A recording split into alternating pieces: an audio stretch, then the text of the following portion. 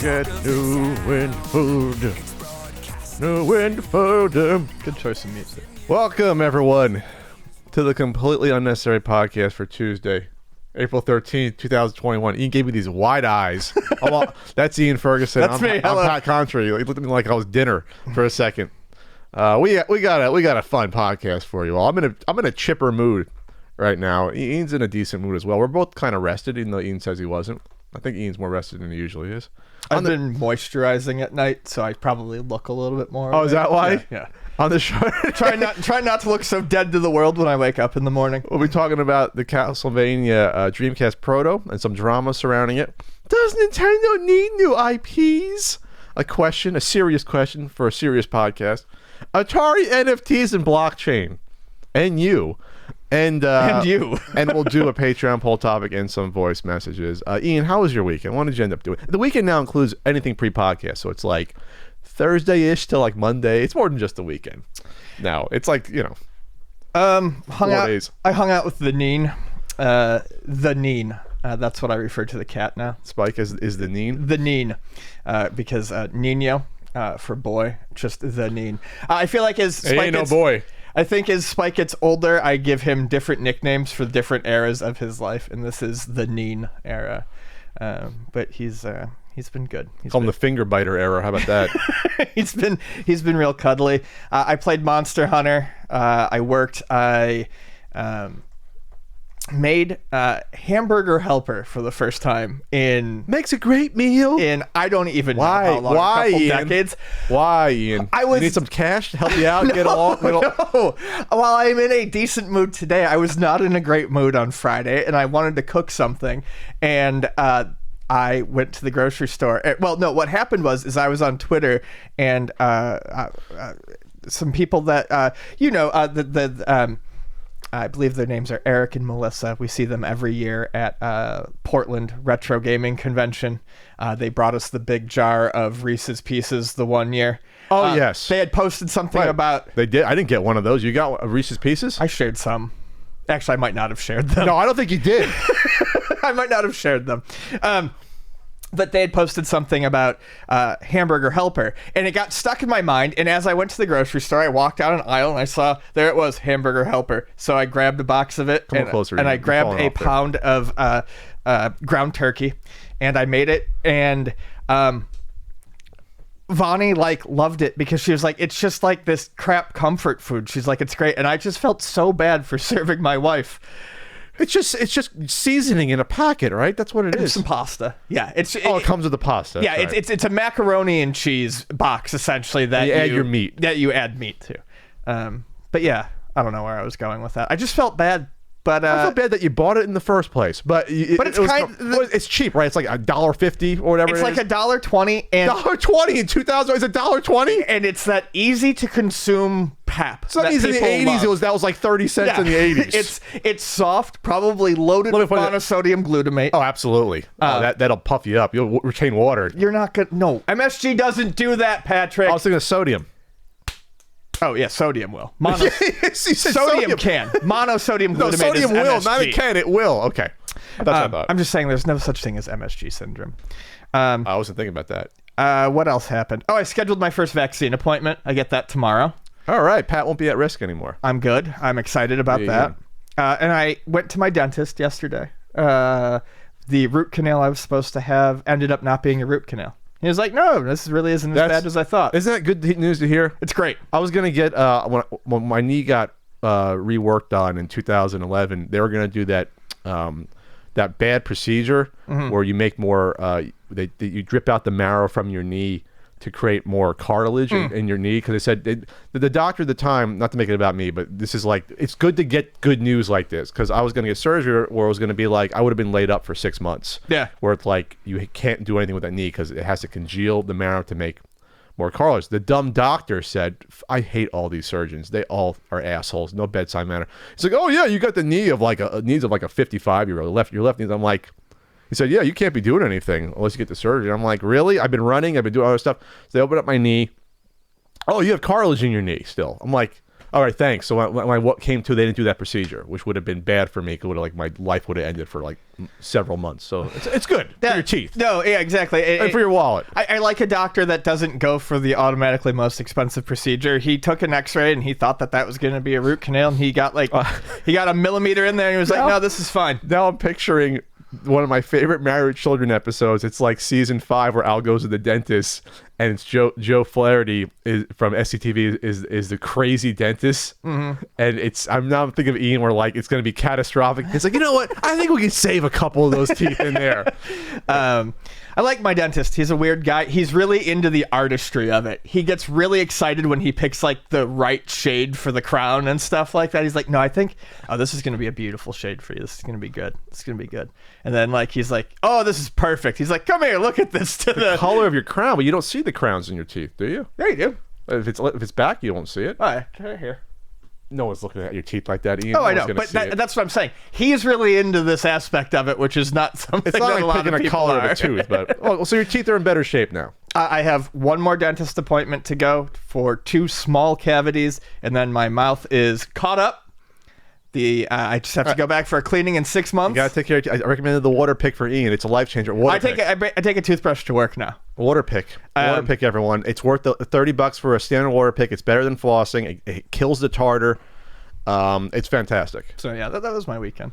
It's fantastic. What did you do? The water pick. I was going to say something else about the water pick. Oh no, so real quick about the vaccines is that in California they're going to be available to everyone starting the 15th of April. Everyone's 16 plus, so that's great. So Ian's going to get his, and I'll get mine soon afterwards. And someone from Indiana is calling me for some reason. Fuck Indiana. Wow. Well, I mean that's. If you live in Indiana, I don't mean you any harm. That's harsh, Ian. I just meant in this specific instance. God, man. There go the Indiana demo. What did Pat do this weekend? I worked on. Well, I was working on the book, but I did play Pac-Man 99.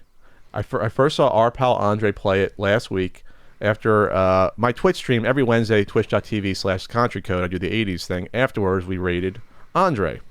And Andre was playing Pac-Man 99, which first came out. They announced it only like 2 days after they got rid of, Super Mario 35.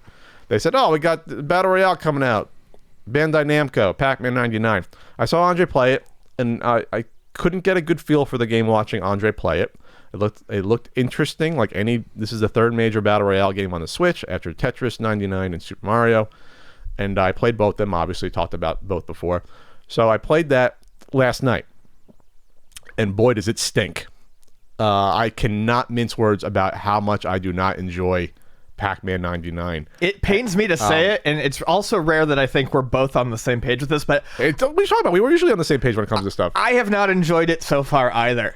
I tried about a dozen matches to see if I could get into it, and Pac-Man is an interesting game where I don't think it translates as well as something like a Super Mario. Pac-Man is super simplistic game versus Super Mario Bros. Even versus Tetris, it's super simplistic Pac-Man, and it's always the same sort of scenario and strategy you're looking at consistently. It's the same thing over and over again. It's the same. The fruit's in the same spot. The power pellets are in the same spot. The ghosts had the same behavior, coming after you. It's the same thing. So I'm looking at this game, and Super Mario 35, I can get into and sort of devise and learn my own strategies as I went. Yeah. I couldn't do this with this game. This game was just survival. And you just keep going, and hopefully you're just twitchy and good. You don't have to be twitchy and good to that extent with Super Mario 35. You can sort of play at your own pace for the most part and be decent. I couldn't crack above the top 30 in this game. I think I got to 31. I was around the 30s to 40 the whole time. My top was I think 18, with the majority of my finishes being in the 30 to 35 range. So it's sort of typical where first off, the Switch controller, the Pro Controller sucks for this game. The Pro Controller and the sucks. Joy-Cons suck for it. Real bad. I thought joystick, D-pad, or buttons, none of the ways that the game is playable are or designed really or optimal. The only way that I was able to play it without it being extremely frustrated was with the a friend sent me Joy-Cons that sent me a Joy-Con that he modded with an actual D-pad, and I could play it with that. But playing it with the Pro Controller D-pad, absolutely not. It just constantly registers left, right, up, and down when you press it. Which is interesting because on Super Mario 35, I never had that issue. I never misfired on Super Mario 35. On this, I misfired a lot. I did in Super... so I misfire a lot on Tetris. In Mario, it's just less noticeable, I think, because you're mostly going left to right. You're not constantly going pressing up, down, left. Yeah, you're not... It was bad. You're not using all four directions on the D-pad. So I said, okay, the D-pad stinks. Maybe the little joystick is better. It was better, but not great. Better, but I still fucked up. Yeah. And if I didn't fuck up from those, let's just put it this way: if I didn't screw up to that extent, I probably would have cracked lower than the 30s, because that killed me sometimes. Like half the time I died was because of that. Yeah, I don't like blaming the controller, but Vonnie was watching me, and there were times where I would literally just be going straight, and and it has the grinding mechanic that's in every Pac-Man since CE, where if you hold up early, you'll see a little spark when you turn. You'll turn the corner faster. Sure. So I'm trying to grind, and I'm trying to get ready. And Vonnie just watched me 5 times, just going this way, and then boop, right back into a ghost. She's like, "What are you doing?" And I'm like, trying to fucking go up. Yeah, I can't do it. It's actually the one time where the Joy-Con separate buttons would probably be the best way to play it, but I didn't try it. Yeah, actually, I didn't try that either. I tried the D-pad, my D-pad, and the joystick. But the separate buttons is what you need to play this game. It was unplayable otherwise. So I get into it. So basically, this is the gist of the game. And I did not look up a review because Ian on the phone told me, he's like, I don't like these games that don't have any tutorial to tell you what the hell's going on. And this doesn't tell you what's going on. So when you get into it, this is what you got to do. There's these on the left and right side of the key. That's the stage name for Pac-Man. There's these little mini white little ghosts, outlines of ghosts. You pick those up. What happens when you pick those up is they then trail one of the ghosts coming after you. Right. When you get a power pellet, they all become ghosts you can eat. When you eat those ghosts, you send them to other boards. Pac-Man to other boards. You send the white Pac-Man that when you go into, you slow down. That's basically the entire game. That's what I and the fruit felt like I'd and when the figured. fruits come up, you get them and then re-register those Right. lines. There's 2 vertical lines of the little mini white ghosts. That's the game, right there. I couldn't see anything about clearing the boards for a bonus because the stuff keeps coming back. Maybe there's something there with the regular pellets, but this is my issue with this game. Besides the fact that it's way too quick. Super Mario 35 you can play for 10-15 minutes. These are done in minutes, like low minutes. I actually like the quickness. I don't like my big problem is I don't like the little Pac-Men that appear on the board because they don't appear in any way that you can really strategically maneuver around, and the slowing down it feels so wrong in Pac-Man. Well, here's the thing. Super Mario 35 and Tetris 99 sort of rewards you for how you normally play those games and be good. This doesn't. Well, this is like almost like it's a minefield that you have to go through, and then there's a lot of luck thrown in it. It seems like at the same time, and then once you get to the red Pac-Man that you can't eat or avoid at all that come after you, it's a crapshoot. At least to me, it feels like more like a crapshoot at that point. When I sat down, I realized it feels so weird because you're playing a game that's all about efficiency and score as opposed to progress necessarily, whereas Mario is about it just doesn't feel right. You're right. You have to absolutely kind of change how you think about the game. Because even subconsciously, I was trying to clear pellets. It's like, well, no, you don't need to do that. And if they had based the game on clearing the stage, I think that would appeal to me more. Clear stages and send ghosts. Do something like that. Eat ghosts and send ghosts. Create chains to send faster ghosts. Yes. But they really didn't need the ghost Pac-Man. I think the ghost Pac-Man is really what kind of screws it up for me. Yeah, even the ones that just appear there. Yes. Before you even get to the red ones that follow you, and they can't be eaten. You have to get a power pellet. No. I think that when I got it, they still ate me. The red ones, I thought you can't. It could be. Because that's when it's like below. That's when it gets into like the like not overtime, but it crunches. So yeah, super disappointed. I like Pac-Man. I did a video on them last year. Go watch it. No one watched it.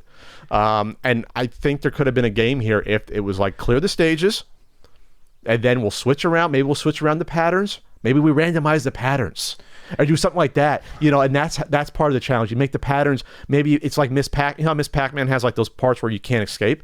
Maybe those are thrown in as to your enemies. Something like that would change up the state. Something a little more creative than sending white blobs. Yeah, that's not creative to me. That's just no. And what bothers me is that we're getting along on this topic already. I know, but like it annoyed me, this game. No, it annoyed me too, because there is a perfect fucking Pac-Man game for this style of gameplay that they have done fuck all in terms of actually trying to get it on a system in a way you can play, and that's Pac-Man Battle Royale.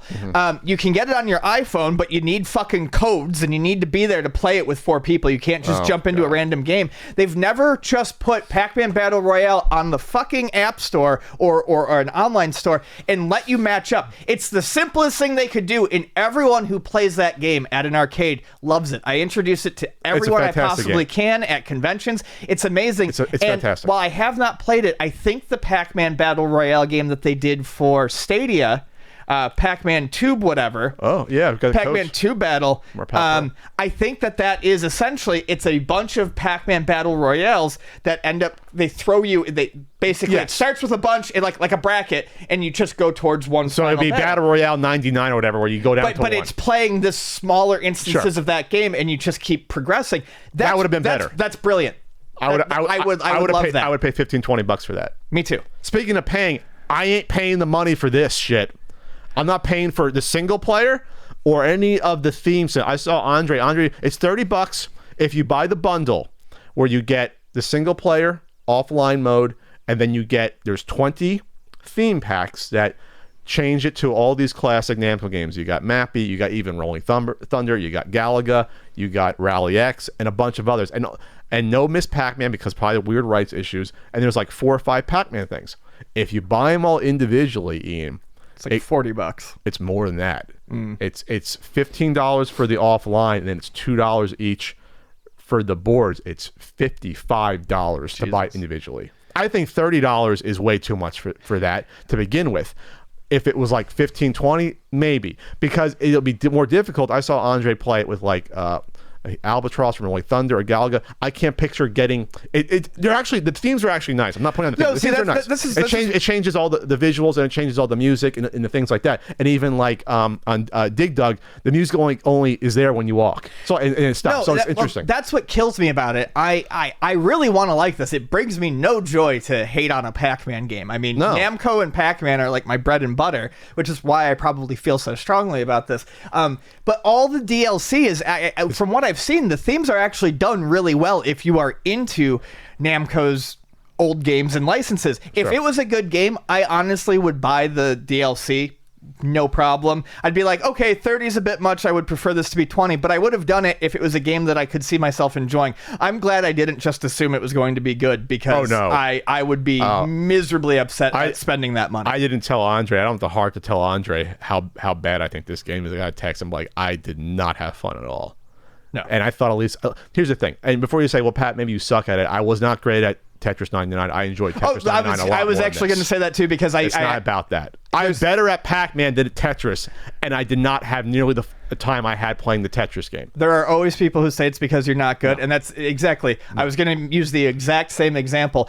I am miserable at Tetris, and I am extra miserable at Tetris 99, and I've put probably 10 hours into Tetris 99 is head and shoulders above this game. It's a fun game. And we didn't get to the fact that I couldn't even figure out the ghost setting, how there was 2 sides to it. I did not know what that meant. I don't know if that meant like it's for that side and that side, but you used both sides. There was 8 things going on. Yeah, well, one is, so I think you can trail, power, or whatever. So I think if you like pick trail, you'll somehow get more of the ghosts. Okay, yes, I saw that. Speed, you'll be speedier. Yes. So you can pick some sort of advantage for you. Oh, so it's offensive and defensive. You can pick some sort of advantage for you, and then you can pick who you're sending the ghosts to. Okay, that makes sense, because that's right. Because if you got the fruit and you do that, it said speed up sometimes. That's right. So anyway, whatever. Moving on. We've spent too much time on it. It's disappointing. It was very, very upsetting. Real quick, the passing of DMX.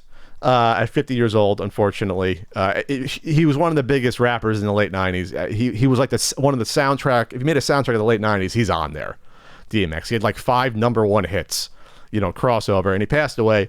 And he was a supporter in a small way of the NES Marathon. He retweeted at least one year the NES Marathon. There was always NES Marathons where people try to get like celebrities to tweet about it. And we got I don't know if we got Corey Feldman once. We got a few celebrities, and DMX was aware of the NES Marathon, at least. So at one point in time. Rest in power, DMX. All I can really say is, I mean, it's been a weekend of people saying things about it, is addiction is ugly. And I wish there were more resources for people in this country. He's only 50. That's like so weird. It seemed like he'd be older. He's only 50 years old.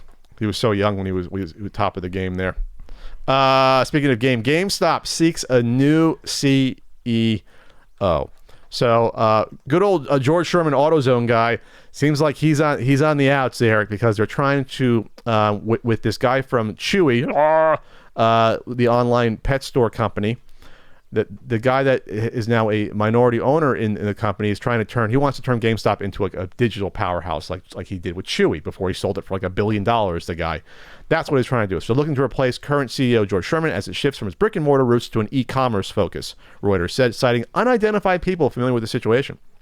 We didn't even talk about Reggie Fils-Aimé left the company. No. A few weeks ago. He left the board. Yeah. He's done. He got his check and he's done. Less than He a year. made it sound, I mean, even it sounded like it was going to be a temporary thing when he joined. I can't remember the exact wording, but something was like, I'm here and we'll see what happens. They probably pumped the stock price a little bit at the time.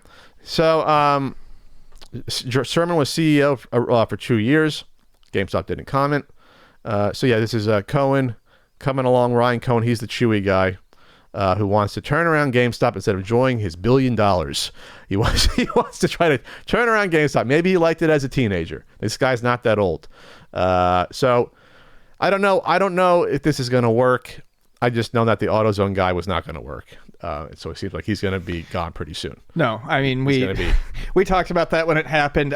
Working at AutoZone, a place that sells things that you constantly need, that you can't get a digital version of through your PlayStation 4 is very different. I can't go on the Xbox. Windshield wipers. I can't go on the Xbox and get a carburetor. It's not going to work out for me to do that. And GameStop the stock is still, it's not at the peak. It's still going to go down at some point. And I'm guessing at this point GameStop can sell. They could sell stock to get a cash infusion to take advantage of the higher stock price. They couldn't originally because of SEC's rules and regulations, which I don't get into. But they could. But the stock ain't going to get back to where it was. No. It seems like the meme stock thing is already dying off a little bit. It seems like they realize that you can't really sustain that over a huge amount of time. Right. It's got to be very specific stocks and moments. You can't keep it going. They knew how to build it up, but they don't know necessarily how to exit this scenario. Sure. EA granted a patent for dynamic difficulty. You're the big EA guy, Ian. You know about the FIFA Ultimate I'm team. the big You're EA the expert. guy. I know something about it, I guess. If we do video game years 2017, you're the guy to talk about the FIFA Ultimate. I'll be sitting there next to you like, well, I don't know what's happening. So they basically EA has been granted a patent for new dynamic new dynamic difficulty in games. And people are concerned that it's going to be used for Ultimate Team, basically to make the AI harder, or basically make it so that people are afraid that it's going to make it so that their great cards are no longer going to really as great as they should be. Yeah, to keep you constantly buying and playing. They're using that Karma engine they got from the Amico. That's what's happening. So difficulty adjustment technology has been around forever. It's fucking called rubber banding. I'm sure they've got some special way of doing it, but yeah. Oh, if they were granted a patent, then technically it's different. Yeah, there's got to be some sort of cloud-based where it's going to each individual player and being like, well, how much money did you spend maybe? And what is your player loadout? This is so they haven't spent any money in a while. Let's make it more difficult for them so they'll go spend more money. It's been a while. Fuck. Hate it. Yeah, if I was a person who was playing this, well, one, I wouldn't be, but if I was playing this would be the time to get out and stop giving EA your money. But most people won't know this. Most people play. That's a problem. It's not like they're. It's not like That's they're why you do listen a warning. to the CU podcast. That's right. All you Brits and Europeans and the few people in the U.S. that like soccer. That's why you listen to us. But no, but seriously, it's not that they're gonna have to do a warning legally. Be like, well, we're using a system to have your players play like shit if you're doing well. I mean, there should be a warning. Because all of a sudden you'd be like, wow, I can't beat this team. I could beat them last week. Right. So I got to buy more packs of non-fungible guys, which we'll get into that later. Non-fungible. Not fungible players. No, you can funge. These players are fungible because you can trade them. You can funge them. You can funge them in some way? You can trade a non-fungible token.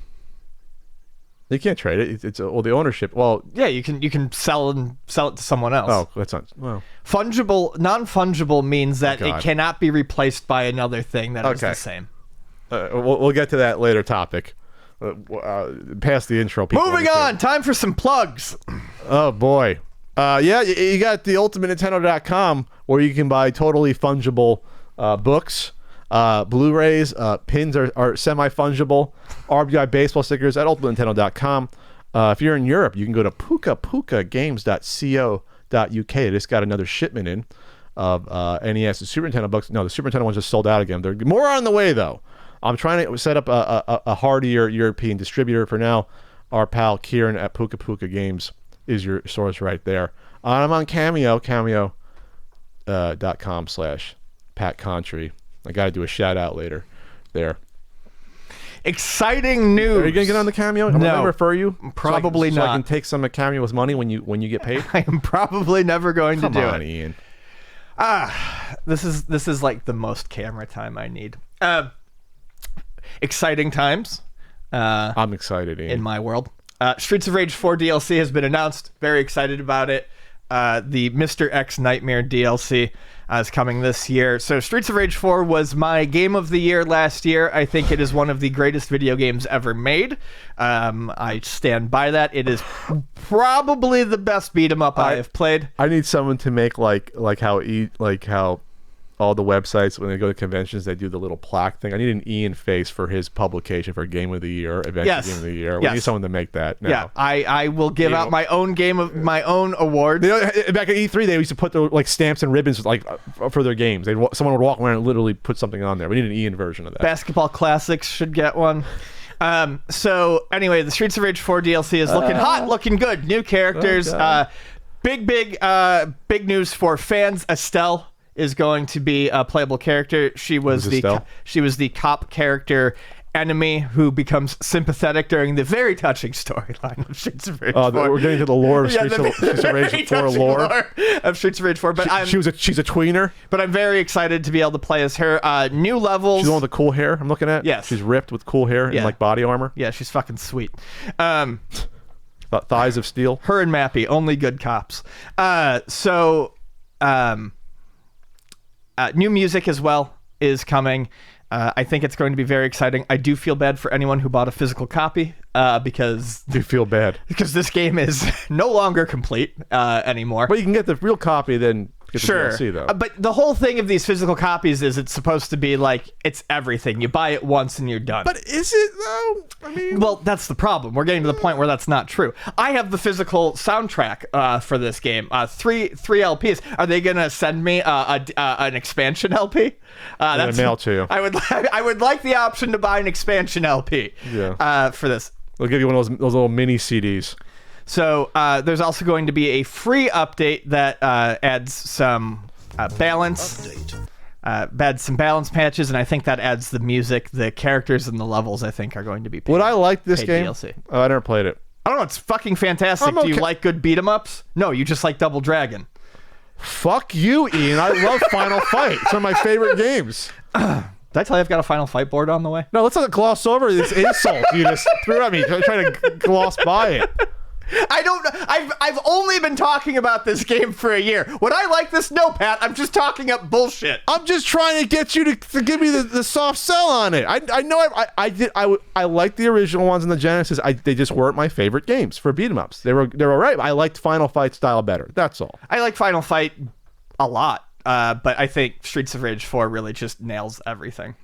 So good. Yeah, that's right. I don't like beat 'em ups. I like Spider-Man Arcade, X-Men Arcade, Simpsons Arcade. Never talk about those ever. Never Ian. No. Just the big Double Dragon fan. I every other week I complain about how Ninja Turtles Arcade was never ported back in the day. Nope, just Ninja Double Turtles Dragon. Arcade? You mean Simpsons Arcade? Ninja Turtles Arcade never came out back in the day on a system. The original Ninja Turtles arcade game. Why are you looking at me like that? Like Came out on the NES. That doesn't count. It's a port, Pat. That doesn't count. That's bullshit. It's a port. That game sucks. I don't like it. A real 16-bit that looks like the arcade version. Sure. A Turtles in Time version. That doesn't count. You're not gonna insult me. You want to talk about Alex Kidd? Bullshit. Sure. Talk about it. I'm all ramped up. Fucking ridiculous. Look, I had to take a Double Dragon dig. It wouldn't be me if I did a triple D? A Double Dragon dig? A triple D, a Double Dragon dig. It's been a while since that happened. You can't all right. never not hit the goddamn buttons. We're in rare form today. We're in rare 2015 form. Pre-NES Skybook form. We don't care about anything. Alex Kidd in Miracle World DX. Are you ready? Are you ready? What the fuck? So they announced a game with this trailer. It's going to be on June 24th. I love these short release dates after trailers. This is how it should always be. No more than like 7 weeks. That's great. 8 weeks. It's going to be on PC, Steam and Epic Games Store, PS5, PS4, Xbox Series 1, Xbox One, blah, blah, blah, and Switch. They always have Switch last. And that Switch thing. So if you love Alex Kidd in Miracle World, you know I do. This is your upgraded version of it with cuter graphics. It's still a monkey guy. And you still got your punch going on, and you're still basically the 3 things everyone knows about the game: you punch, you get a motorcycle and other vehicles, and you play rock, paper, scissors. Which in this John Ken Po. Yes, which is like a highlight of this trailer, which is why I don't like Alex Kidd in Miracle World. Is that like if that's the memorable thing about your game is that we have to defeat all these enemies with something that's random, but really is not random. I don't like it. Oh, is it instant? Is it instant switching back and forth between that and the 8-bit version? I believe so. They do show it in the trailer. I like it when they do that. Yeah, it's a great idea. It looks nice. I wonder if a future game will do something like that. I don't know. But anyway, so it looks interesting. I never was big on it. I reviewed the game back in 2014, where Frank was trying to make the Strufoli, and Ian shows up and yells at me in my room. Classic episode. It's like a message from Christmas. But do you like Alex Kidd in Miracle World? Are you excited for this? Will you give this a shot? That's a no. I'm going to be perfectly honest. I will probably pass.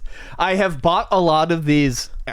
It's not even just the Alex Kidd in Miracle World, like the Dragon thing, but that's Dragon Trap one. I bought that, and it's fantastic. Like it's gorgeous. It really is. These look great. It really is. But they're such.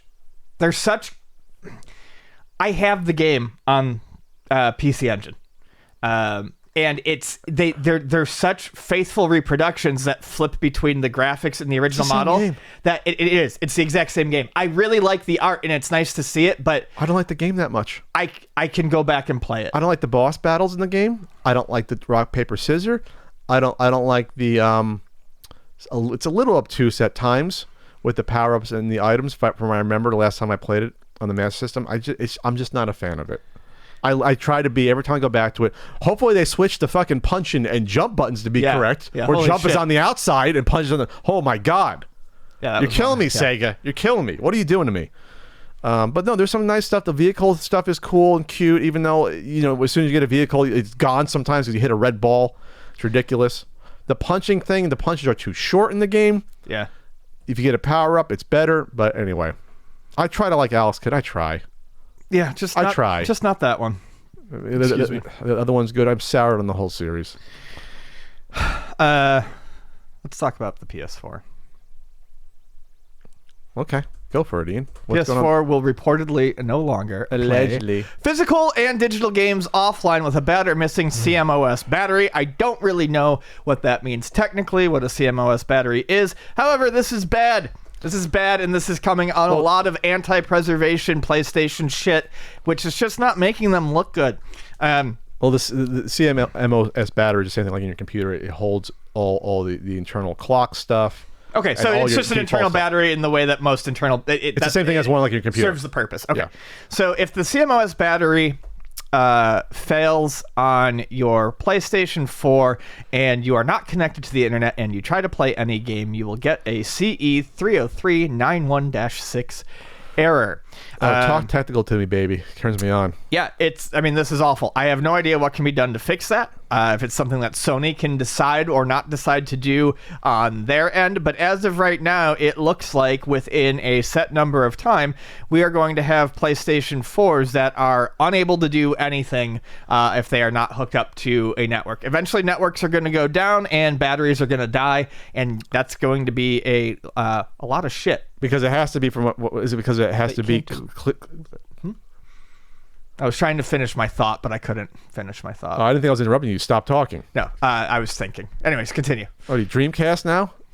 Yes, it's thinking. From what I've read or gathered, it's because it has to do with linking to achievements, and some achievements are time based or other. So, like, if you can't have a time in your console, you can't have achievements. You can't link to you can't play. It sounds stupid as hell. That's the bottom line. It sounds like there's got to be a way around this, or some firmware update to change this bullshit. Yeah, it's just so anti-preservation. I can't think of anything else. Not that those batteries go right away, but they can eventually go. Right, extremely all the ones anti-consumer. half the ones in the Saturn that you find are gone. You have to replace the ones in the Saturn. Sure. You know, to hold the language. That's why you turn on a new Saturn. If you keep doing the time, and you keep doing the language, that's because the internal it's like the bigger wash battery. It's gone. Same thing in your computer. So it's horrible news. It's horrible. Yeah, it's not good. Then replacing it sucks. I mean, you got to replace it. You got to fucking crack open your. Then all the settings are gone. And this is bad. It's bad. It's bad. Let's talk about something a little crazy though. Let's talk about something a little weird. At the beginning of this podcast, I was negative about a Pac-Man game, which is just absolute bizarro world negative shit. on Namco, Ian. Negative on Namco. NON. Is not negative on Namco is not something that I would ever expect from me, and I would not expect me to ever say this currently, but I am going to say I'm kind of interested in a Zack Snyder movie. So Army of the Dead, the trailer for the new Zack Snyder movie came out this morning, as far as I could tell, probably right before we started doing this podcast. And I watched it, and I want to see it because it's a zombie movie starring Dave Bautista and Tig Notaro, and it looks extraordinarily dumb. It's not as dark and blue as judging not by as desaturated. Yeah, not as desaturated as his superhero movies. It's actually kind of bright looking for a zombie movie. It's got smart zombies, which is not always my favorite thing. But they're closer to I Am Legend zombies. Right. They run around like people. They can think for themselves. They form a hive or a community. Yeah. It's got a zombie tiger in it. I'm kind of on board. I don't expect to be wowed by it, and I'm probably going to cringe a lot while watching it, but I will watch Batista take out zombies. I will do that. Yeah, he's like a short-haired cook with a cute little cap on in the beginning. He's hired with him, and I guess he's an ex-con, and they do heists, and there's a group of 8 or 9 of them. Oh yeah, how did I even leave that out? It's also a heist movie, apparently. It's a heist movie. So I can picture the first half being the heist, and then the second half being we're going to fight off zombies like it's a video game, basically, but it's dumb. And it's the one time where you want Zack Snyder to direct and write something when it's dumb and you don't want to pretend that there's anything serious or thought-provoking behind it. Zack Snyder is the person I would want to do my zombie movie. I don't necessarily want him to do anything. Okay. I mean, that's if you had a choice. But of the movies of his that I've seen, his Dawn of the Dead remake was the one that I enjoyed the most. Yeah, I like 300, but Dawn of the Dead was probably the best package of a movie that I've seen him do. It was loud. It was loud, bloody, and dumb. Yeah, and I enjoyed it well enough. So I will absolutely give this a chance. If he wanted to make a 4-hour version of this movie, it'd be the one time I think he could get me to watch a 4-hour movie. Maybe he helped kick off the current zombie craze with that movie, and maybe he helps close it because also Walking Dead is thankfully fucking ending after 1 billion years. And no one watching it anymore. So thankfully, we can close this 12, 13, 14-year chapter of zombies that started with this Dawn of the Dead remake and Shaun of the Dead. We can just close this shit up and get rid of zombies for a good 20 years. How it should be. You don't need zombies all the fucking time. Sorry. Okay. We don't need fucking that Lincoln movie was vampires, not zombies. Now I want to see the Lincoln fight zombies though. Now I want to see that. That would have been a better movie than fighting vampires. Yeah, I'll check it out. It's going to be on Netflix. Yep. It seems like movie theaters are going to come back and be a thing. Maybe this summer, maybe if it's positive. Sorry, I don't want to get political and talk about COVID vaccinations, but I'm actually sort of bullish on the numbers and the availability, which is good news. Knock on wood. It looks like people are initially when the vaccine first started to get rolled out. It did not look like it was going particularly well, but now it seems like it's actually happening fairly fast. Moderna pumped out a ton of them to help, and I'm hoping within a few months, that we're not going to be back to normal. We'll be approaching getting back to normal. We're going to have the Olympics too, which is going to be super nice to have the Olympics back for sure. And another Olympics in 6 months. So yeah, I'm happier in general right now, Ian. It's good. We got something to look forward to. There's some positivity going on. There's lights at the end of the tunnel. Yay! All right, let's transition into the real meat and potatoes.